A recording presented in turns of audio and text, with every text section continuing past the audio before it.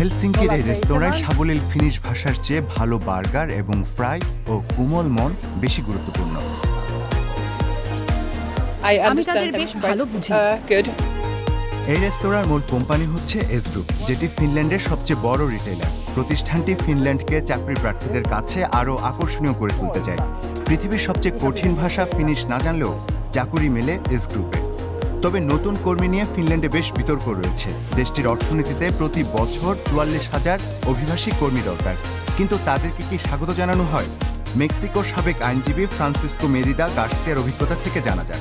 ১০ বছর আগে তিনি তার ফিনিশ স্ত্রীসহ ফিনল্যান্ডে চলে আসেন। ভাষা না জানায় তখন চাকুরির সুযোগ পান।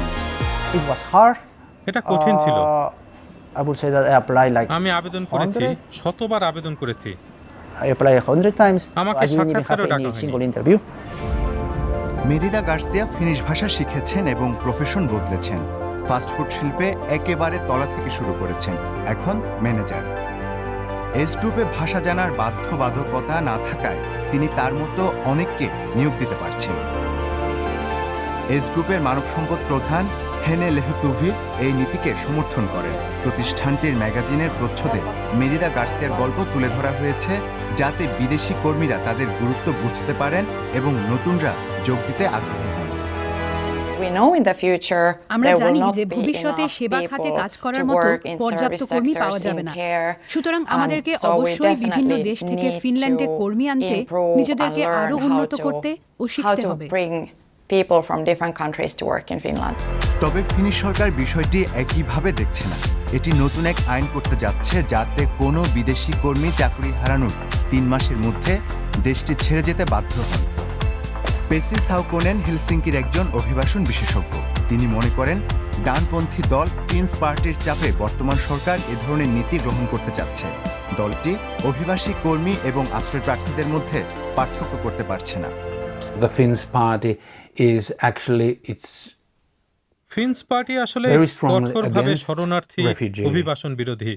migration, but as a part of that antipathy কিন্তু এই towards ধরনের that form of অভিবাসনের প্রতি migration, বিরাগভাজন হতে গিয়ে very much- আমাদের সামগ্রিক much অভিবাসন harm is নীতির being অনেক done ক্ষতি to করা হচ্ছে। our immigration policy in general.